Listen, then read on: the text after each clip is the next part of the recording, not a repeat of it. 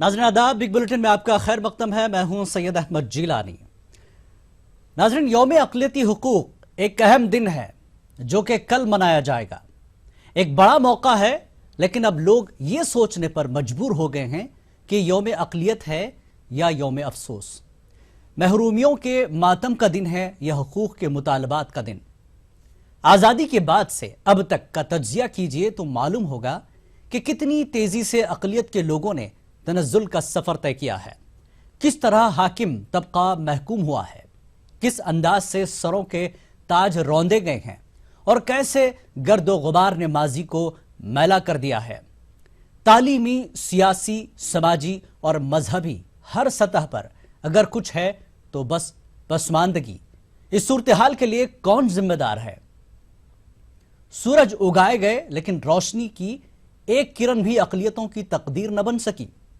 फसलें उगाई गई, लेकिन भूख अक़लियत का नसीब बन गई। स्कूल कॉलेज खोले गए, लेकिन जहालत इस तबके की तकदीर बनी रही। इस कौम मिल्लत के सियासतदान तो बिके ही, आलिम व दानिश्वर भी अपनी कीमतें लगवाने को तैयार हो गए। यह सब हुआ तो फिरका परस्त ताकतों और सियासी जमातों ने भी अक़लियत की गिरती इमारत को मलबे में तब्दील करने में भरपूर किरदार अदा किया। गरीबी, भुखमरी, पसमानदगी, मायूसी, नाकामी और लाचारी वो बेचारगी जैसे अक़लियतों से हमेशा के लिए रिश्ता कायम कर चुकी हो। कोई मसीहा नहीं, कोई रहनुमा नहीं, एक काफिला है जो किसी सिमत का तयन किए बगैर चला जा रहा है। एक कौम है जो कभी आसमान को देखकर दुआ के लिए हाथ उठा लेती है, तो कभी मजबूरी व मायूसी की हालत में सियासी रहनुमाओं की तरफ देखने लगती है। लेकिन अब इस अंधेरे और तरक्की की रोशनी के दरमियान एक शब का नहीं बल्कि कई सदियों का फासला है। आखिर कौन जिम्मेदार है अक़लियतों की इस हालत के लिए? हुकूक की बातों और फिक्र से कुछ नहीं होगा। जो जिम्मेदारी अदा करने का ढिंडोरा पीटते हैं, यह उनका फर्ज है।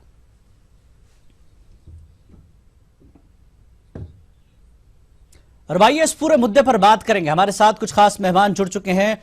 Shahzad Poonawalla, Congress leader, Mohammad Hussain Khan, chairman minority commission, और मोहम्मद इकबाल अहमद, सेक्रेटरी कर्नाटक मुस्लिम मुत्तहिदा महाज।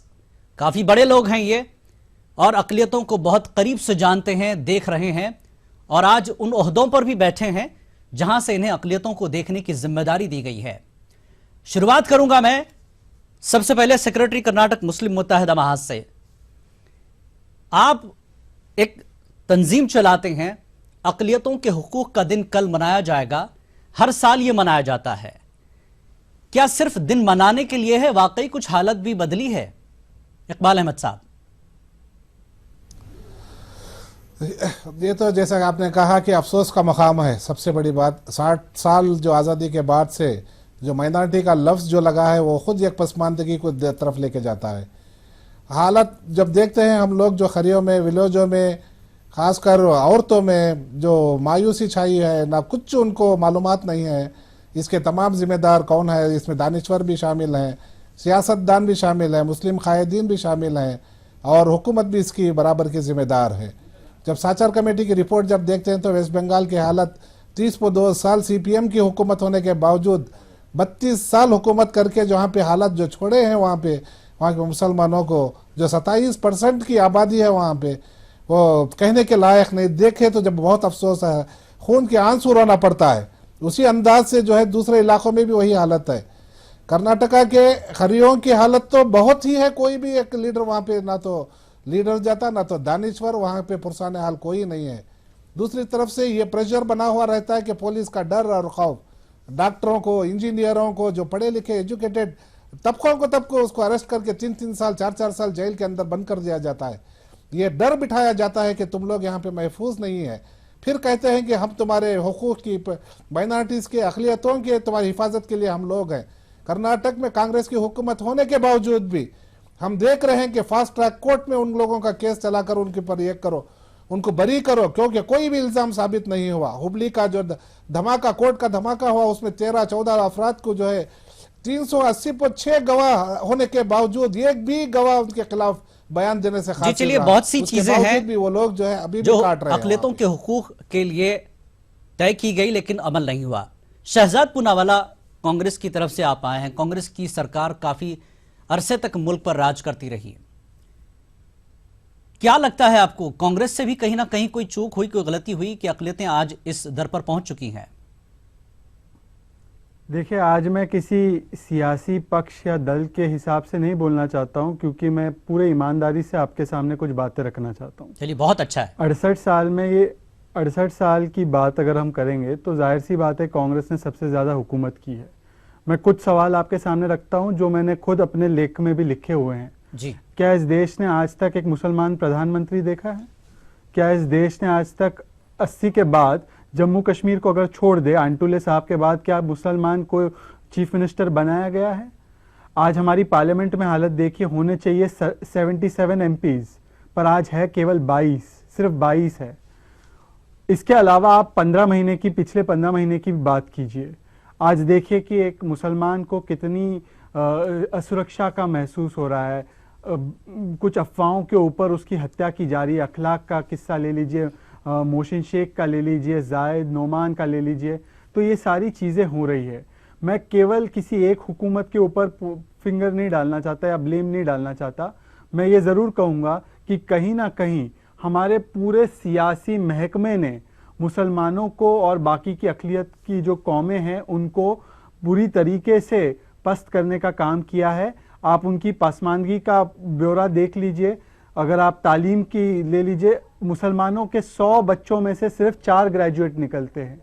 40% ऐसे इलाके जहाँ पे स्कूल और अस्पताल नहीं है। तो मैं अगर सही में अगर मैं अपने आप को ये सवाल पूछूं तो कहीं ना कहीं, हाँ ठीक है कि कांग्रेस पार्टी के लोग इतनी गालियां नहीं देते जो बीजेपी के लोग देते हैं, पर क्या उस हद तक काम हुआ है जो होना चाहिए था? तो मैं शर्मसार होता हूं और कहता हूं कि नहीं, उस हद तक नहीं हुआ जिस हद तक नेहरू जी ने सोचा था, और ये मैं बड़ी ईमानदारी से आपके सामने रखूंगा। चलिए, बहुत अच्छी बात। मोहम्मद हुसैन खान साहब, चेयरमैन माइनॉरिटी कमीशन है, आपके पास एक जिम्मेदारी है, किस तरह के हुकूक अदा करने चाहिए बहैसियत सेक्रेटरी कमीशन, चेयरमैन कमीशन? आप किस तरह की कारकर्दगी आपकी रहती है? क्या आपके सामने जिम्मेदारियां होती हैं? और शहजाद पूनावाला जिस तरह से कह रहे हैं, उन्होंने साहब कहा कि कांग्रेस ठीक है बहुत सालों से सरकार में थी, जो होना था नहीं हुआ, लेकिन मौजूदा माहौल पर भी वो उंगली उठा रहे हैं, क्या कहेंगे आप? है कि सबसे पहले तो मैं ये कहूँगा कि ख़िज़ा के दौर से, दौरे तसलसल से हम नहीं मायूस करेंगे जहद मुसलसल बाहर लाने की। वाकई में ये कलमियाँ हैं कि माइनॉरिटी के हुकूक के नारे लगाए जाते हैं और माइनॉरिटी के यौम हक दीन बनाया जा रहा है, मगर सवाल ये आता है कि कहीं ना कहीं खला रही है कि माइनॉरिटी के हुकूक को पामाल किया गया। और इसमें हुकूमतों का जहाँ तक ताल्लुक़ है तो अरसे दराज तक तो कांग्रेस हुकूमत ही ने इस मुल्क पर राज किया है, और उसके बाद में ये चंद दिनों से अभी भारतीय जनता पार्टी की हुकूमत आई है, और माइनॉरिटी के मसाइल तो बहुत ही है, मगर सबसे बड़ी बात जो हमारे कॉन्स्टिट्यूट में आर्टिकल 25, 26, 27, 28, 29 में माइनॉरिटी के जो हुकूक बताए गए हैं कि उनकी तालीमी फ़रोग हो और उनको मजहबी आज़ादी हो, उनकी मईशत और उनके मामलात और उनके मज़हब के साथ उनको पूरी तरह से जीने का हक हो जी, वो अपनी तहजीब के साथ, अपने तमद्दुन के साथ जी रहे हो, और ये चीज़ वाकई में अमली जामा पहनाना चाहिए। मगर सवाल ये आया है कि भाई जहाँ तक कि हुकूमत पर हम इल्ज़ाम लगाते हैं, हमारे भी रहनुमाओं की इसमें कमी रही है कि इन्होंने भी माइनॉरिटी के हुकूक की तरफ पूरी तरह से तवज्जो नहीं दी है। लिहाजा सबसे पहले आज की मौजूदा सूरत हाल में माइनॉरिटी का जो मसला है वो तालीमी एतबार से बहुत पिछड़ी हुई कौम है, पसमानदगी है और उनकी मईशत बहुत कमज़ोर है, तो सबसे जी, पहले हुसैन खान साहब, महाराष्ट्र काम तो यही में करना आप है। जब ये सारी चीजें बता रहे हो, महाराष्ट्र में ये सब चीजें हो रही है, इस पर अमल हो रहा है? जी, बहुत हद तक अमल हो रहा है। माइनॉरिटी की तालीम के फ़रोग के लिए तो पूरी तरह से कोशिशें की जा रही है और उनके तालीम में तरक्की उन्हें मिले, इसकी पूरी कोशिश की जा रही है। और इसी के लिए कोशिशें हो रही है। इतना वक्त गुजर चुका जी। है, क्या कुछ अमली तौर पर देखने को मिला अभी तक आपको? अमली तौर पर भी ये कि भाई माइनॉरिटी के जो पसमानदगी सामने हैं, तो सबसे पहले इनको तालीमी तरक्की और फ़रोग दिया जाए।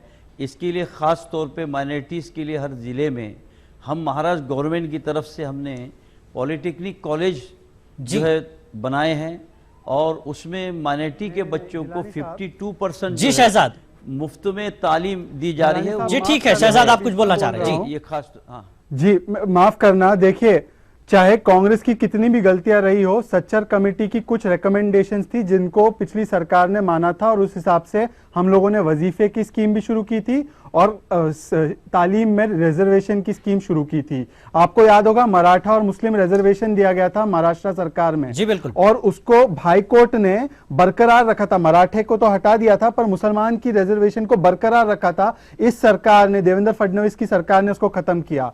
सुप्रीम कोर्ट तक मोदी जी की गुजरात सरकार गई थी वजीफे के खिलाफ, अकलियतों के लिए। सुप्रीम कोर्ट तक ने कहा कि इसको लागू कीजिए। गुजरात में आज तक एक वजीफे की स्कीम और फंड नहीं दी गई है। आज आप देख लीजिए कि मुसलमानों को कर्जे के लिए पैसे नहीं मिलते कि वो अपना बिजनेस शुरू कर सके, अपने बच्चों को पढ़ा सके। तो ये कौन से देश की बात कर रहे हैं मुझे समझ में नहीं आ रहा। और उल्टा लव जिहाद, घर वापसी और ये बीफ बैन, अब ये बीफ बैन जो लगा है महाराष्ट्र में, इससे 5 लाख कसाई जो है ये बेरोजगार हो चुके हैं। और उनके लिए क्या किया गया है? जी इकबाल साहब, ये आप कुछ सिर्फ कहना चाह रहे बिरयानी हैं? पार्टी, इफ्तार पार्टी देते हैं, बाकी कुछ करते नहीं है कमीशन वाले। जी इकबाल साहब और ये बताइए। सारे रहनुमा।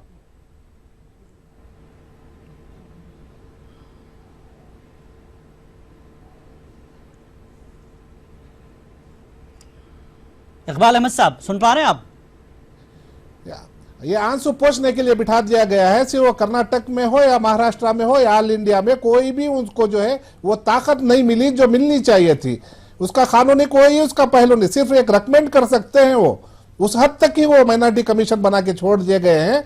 हम लोग पिस्मानदगी के वजह जो है नंबर 1 जो है, जो डिलिमिटेशन जो करे लास्ट उसमें जो इस तरीके से जो कार्विंग करे हैं कि मुसलमान किसी सूरत से इलेक्ट ना हो, पार्लियामेंट तक जा ना सके।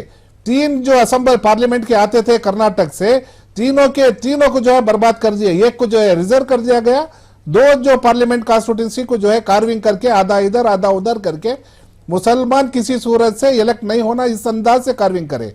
तीसरी वजह जो है आयन इलेक्शन के वक्त हमारी लिस्टों से मुसलमानों के नामों की लिस्ट गायब कर देते हैं। ये कौन सा कानून है? और हिफाजत की बात करते हैं आप सब। ये सबसे पहले जो है ये पूरा मोहम्मद हुसैन खान साहब क्या कहेंगे? इल्जाम लग रहे हैं आप पर, मोहम्मद हुसैन खान साहब। मुसलमानों को सिर्फ कोई हमारे किसी की भाई हुकूमत जो की है- हमें मदद की जरूरत नहीं है।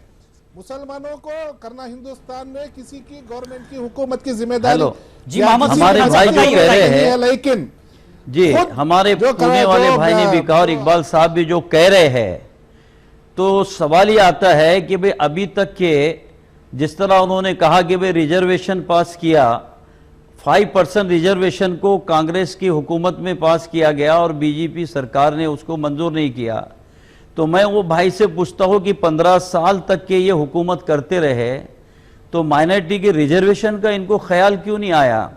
एन इलेक्शन के चंद महीने पहले जो है वो इस तरह का रिजर्वेशन पेश करते हैं और उसी के साथ में आपको मैं बताऊं इतना बड़ा मजाक किया है जी शहजाद पुनावाला, कांग्रेस जी, सरकार आप पर ने इल्जाम लग रहा है कि मौलाना आजाद जी मैं इसका जवाब दूंगा। मौलाना आजाद आर्थिक विकास महामंडल की तरफ से जो लोन मिलता है, तो ये कांग्रेस सरकार ने इलेक्शन के 2 महीने पहले ये ऐलान किया कि भाई माइनॉरिटी के बेरोजगार बच्चों के लिए 50,000 रुपए का लोन दिया जाएगा।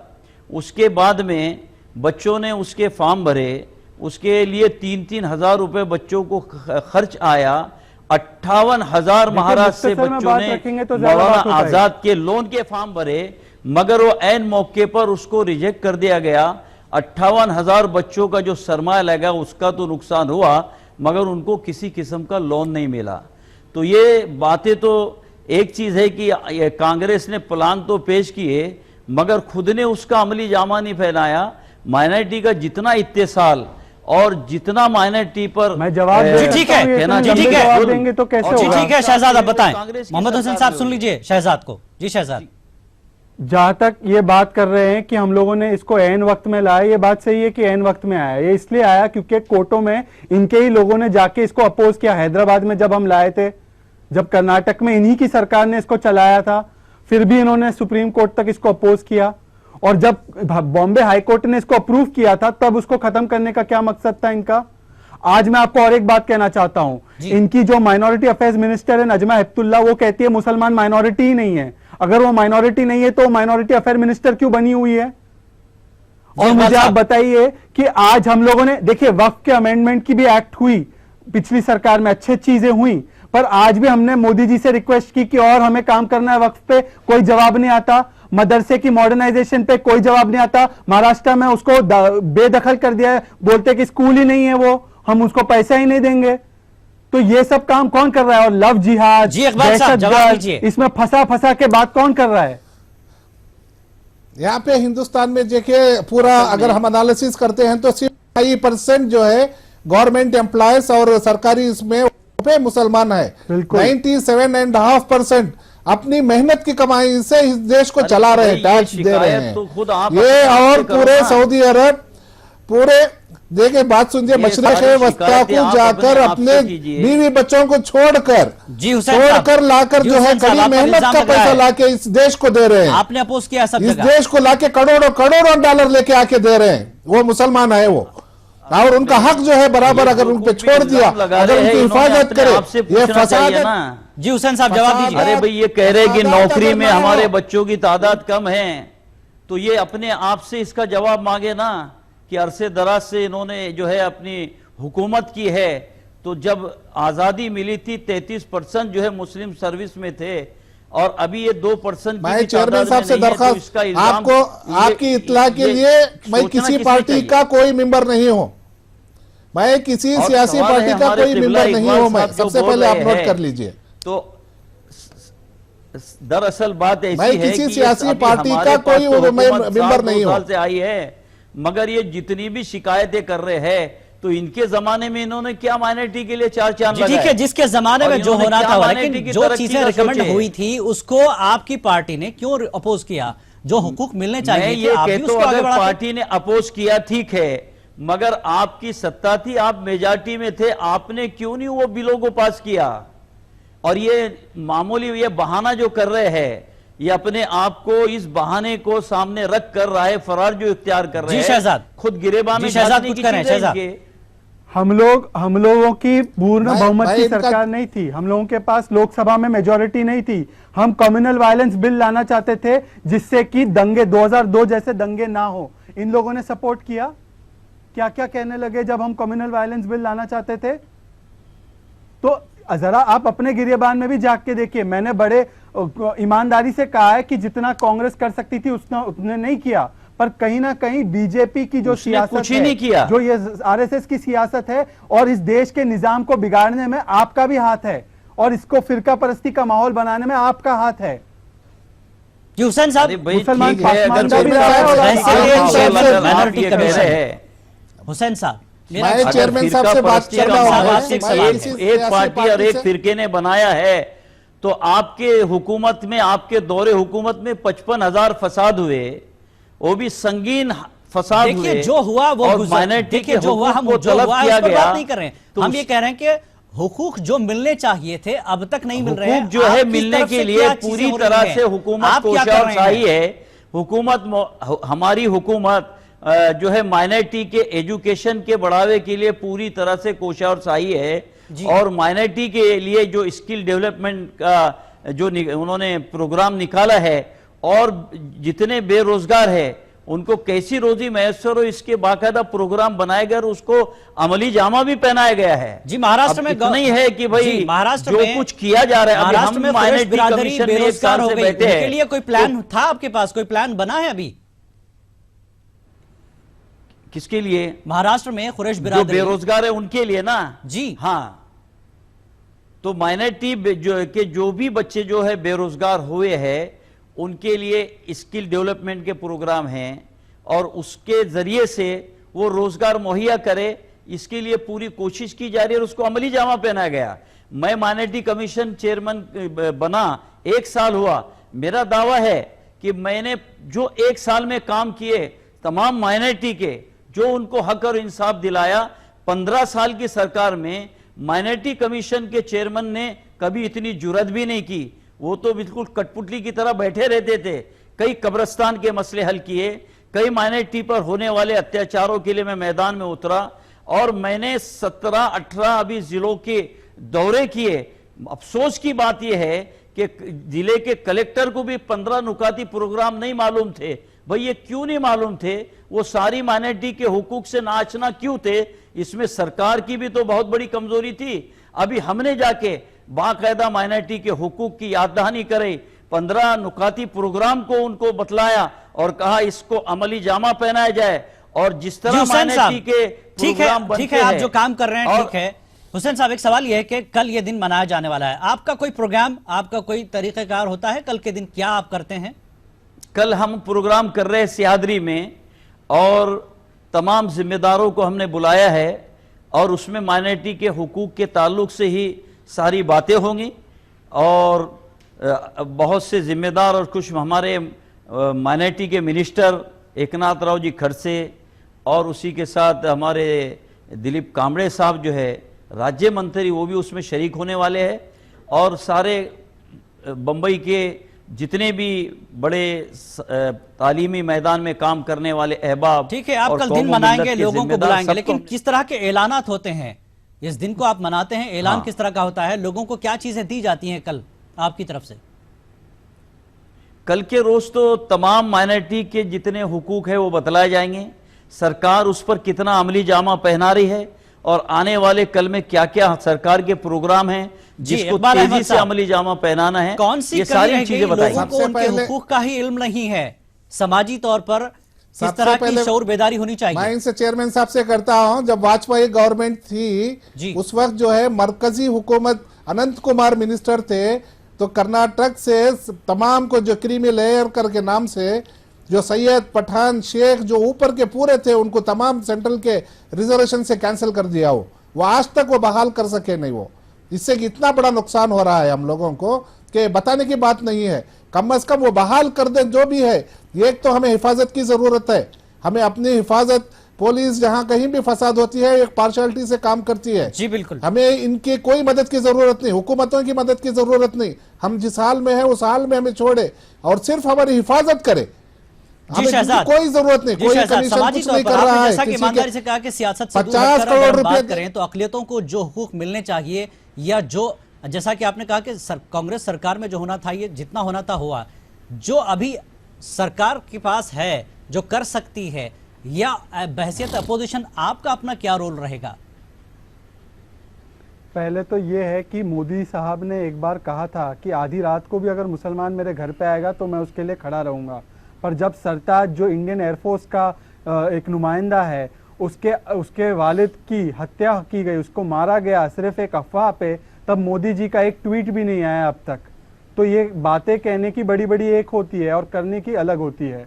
दूसरी बात मैं ये कहूँगा, तो पहले तो हिफाजत से रखे, और दूसरी बात मैं अपने रहनुमाओं से कहूँगा कि बीफ ये सिर्फ जो है आप इफ्तार पार्टी, बिरयानी पार्टी, ये सारी चीजों को छोड़िए और वक्फ की बात कीजिए, मदरसों की बात कीजिए, हमारी ये रिवाज भी जो है कांग्रेस ही ने डाला है, और पर्सनल लॉ की बात कीजिए। अगर इन चीजों पे बातचीत होगी और इन चीजों पे काम होगा तो हमारी कौम जो है आगे बढ़ पाएगी। वरना ये जो कभी कोई हमारे वोट ले जाएगा, कभी कोई हमें मार के जाएगा और हम लोग वहीं के वहीं पड़े रहेंगे। जैसे जिलानी साहब ने शुरुआत में कहा, हमारी जो इमारत है वो मलबे में तब्दील हो चुकी है, बस यही हालत रहेगी। रहेगी हमारी। जी, इस मलबे से हटकर अब हमको काम करना होगा। जो हुकूक आइन ने हमें दिए हैं वो मिलने चाहिए अकलियतों को। इसके लिए खुद समाजी तौर पर शऊर बेदार करने की जरूरत है। जो लोग दावे करते हैं उन्हें अब काम करना होगा, क्योंकि समाज अब जाग रहा है। बहुत बहुत शुक्रिया आप सभी का इस मुद्दे पर हमसे बात करने के लिए। बिग बुलेटिन में फिलहाल इतना ही। आदाब।